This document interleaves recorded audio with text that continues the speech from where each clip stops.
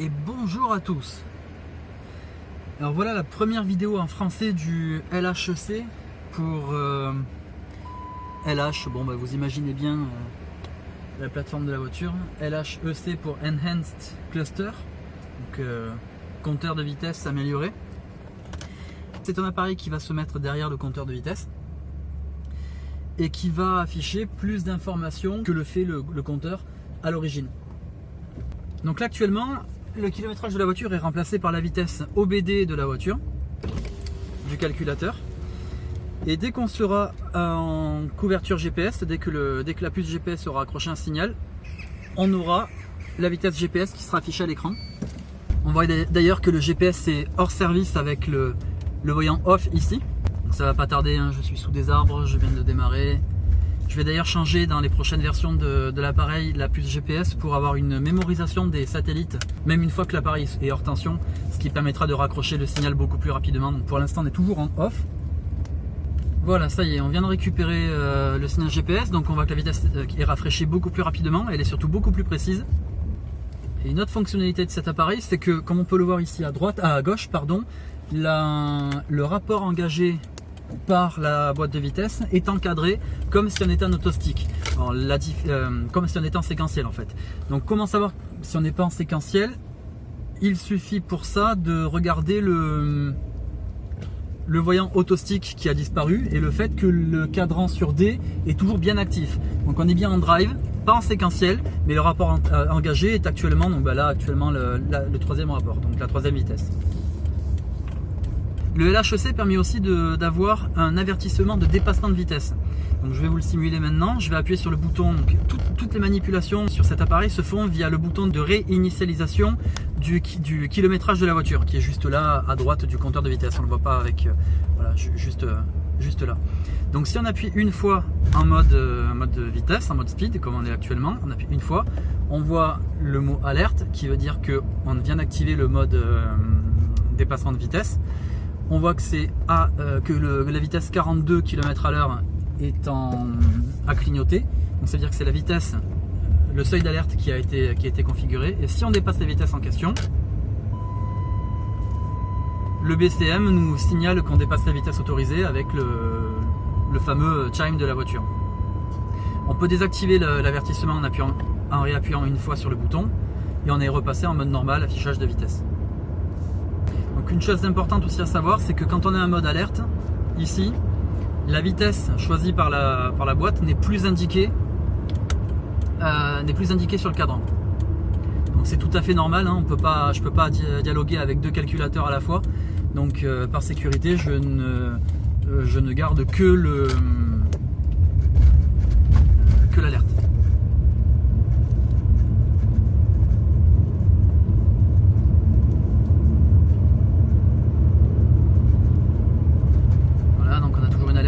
Positionné, je crois, à 84 km/h. Donc si je dépasse, il n'y a personne devant, je vais juste, voilà, à nouveau on entend le bip qui retentit. Donc ensuite on peut réappuyer, je vais revenir en mode vitesse, on peut réappuyer deux fois sur le bouton de réinitialisation du kilométrage et on passe au mode CVI. Donc le CVI, les Clutch Volume Index, représentent le volume de liquide de boîte nécessaire pour engager les différents rapports de la boîte. Donc au total on a 4 disques d'embrayage, 4 clutches. Donc ici on a le volume nécessaire pour activer les clutches les embrayages de low et reverse. Si on rappuie une fois sur le bouton de reset du kilométrage, on affiche maintenant le volume, donc le clutch volume index du disque d'embrayage de deuxième et quatrième rapport. Si on rappuie encore une fois, on a maintenant le CVI de l'overdrive. Donc on est normalement dans des valeurs à ne pas dépasser en plus et en moins. Donc là tout va bien pour ma boîte normalement. Et si on appuie une quatrième fois, on a maintenant l'underdrive. Donc on peut réappuyer encore une fois, on revient au menu principal, au CVI de départ, le low et reverse. Encore une fois, on retombe sur le 2 et 4, etc. etc. Donc on va maintenant réappuyer deux fois sur le bouton, rapidement, comme un double clic. Et on passe maintenant au fuel trim. Ça correspond à la correction de l'injection appliquée par le calculateur d'après la sonde lambda. Donc il faut savoir qu'on a 2 sondes lambda sur la voiture, sur la banque 1 et la banque 2, donc le côté gauche et le côté droit du moteur, puisque c'est un V6, donc on a 2 culasses, donc 2 sondes. Là nous avons donc les fuel trim à court terme, short term, banque 1, donc la banque 1 à court terme. Si on appuie une deuxième fois, on a maintenant le short term de la banque 2, donc la correction à court terme de la banque 2. On appuie une troisième fois, on a maintenant le long term banque 1, donc la correction à long terme de la banque 1. Si on rappuie encore une fois, on a maintenant le long term banque 2, donc correction à long terme sur le banc de cylindre 2. Donc là il y a une erreur, on est à 0, c'est une erreur à mon avis de programmation de ma part. On ne devrait pas avoir 0, on devrait avoir d'autres valeurs. Et je pense que j'ai dû un petit peu merdouiller dans la programmation. Si on change de menu, donc on appuie 2 fois sur le bouton, on arrive maintenant à des valeurs standards OBD. Premier élément affiché, on a la pression d'air dans le collecteur d'admission.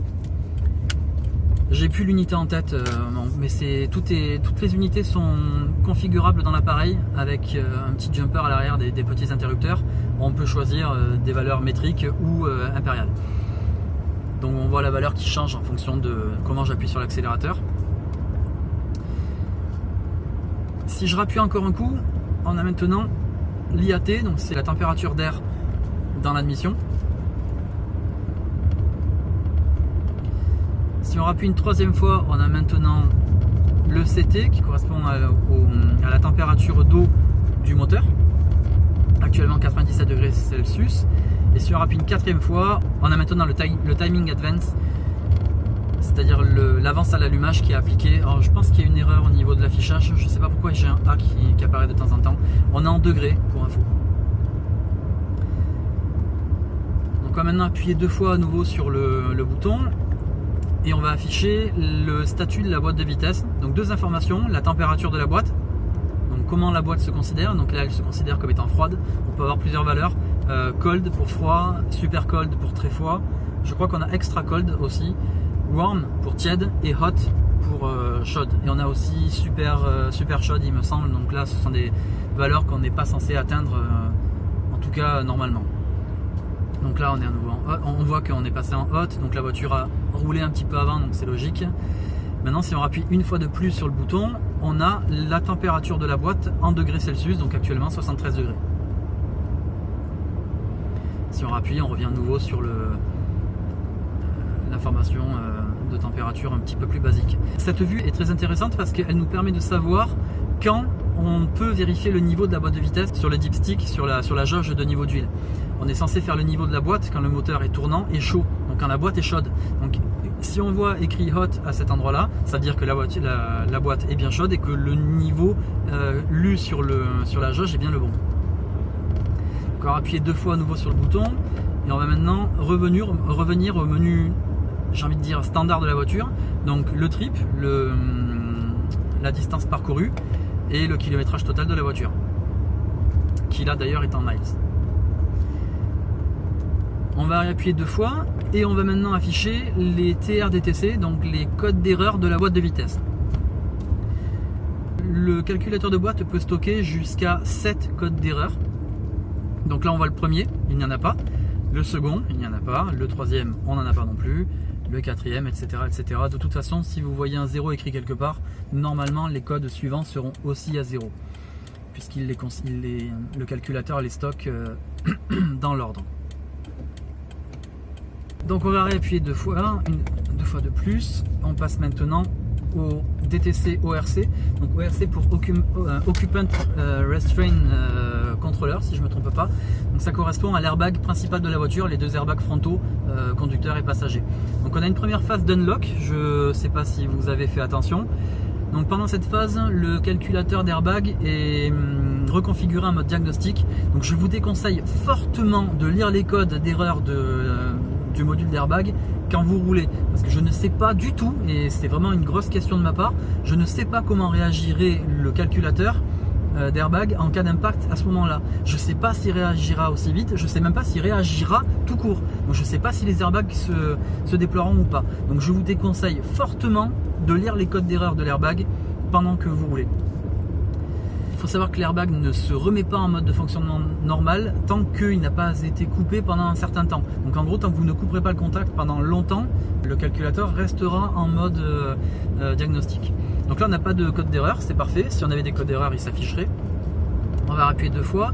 On va maintenant afficher les codes d'erreur du LSA, donc le LSA pour Left Side Airbag.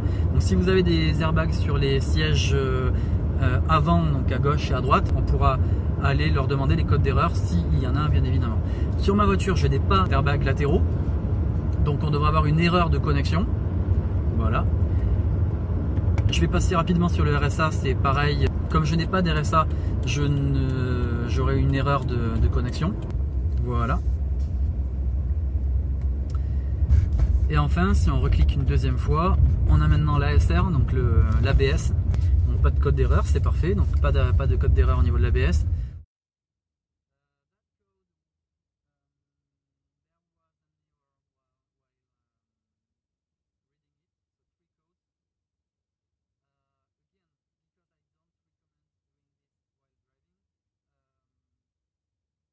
On va recliquer une deuxième fois. Et là, il va nous proposer d'effacer tout simplement tous les codes d'erreur de la voiture. Donc ici, la voiture nous demande de confirmer qu'on va bien effacer tous les codes d'erreur. Donc pareil, on va devoir déverrouiller le calculateur d'airbag. Donc c'est pas forcément très transparent pour la voiture, il peut se passer des choses. Donc on nous demande une confirmation. Donc, je suis maintenant arrêté, donc je vais pouvoir faire ça un peu plus facilement. Vous pourrez voir mon doigt appuyer sur le bouton. Donc on appuie une première fois. Une fois de plus, une fois de plus. Si vous n'êtes pas sûr, comme ça vous permet d'appuyer plusieurs fois sur le bouton rapidement pour changer de menu. Vous pouvez aussi couper le contact, ça suffira pendant 1 ou 2 minutes. Le module se réinitialisera et on sortira du mode d'effacement des codes d'erreur. Donc on appuie une fois de plus. Vous êtes sûr? Oui, je suis sûr. Donc là il est en train d'effacer les codes d'erreur de l'ECU, du calculateur moteur. Il va ensuite passer au calculateur de boîte. Voilà, TCM. Bon, le M il faut le deviner, BCM pour le calculateur d'intérieur, l'ASR pour le... Voilà, d'ailleurs l'ABS nous fait signe qu'il n'est pas content, c'est normal. L'ORC pour l'airbag principal.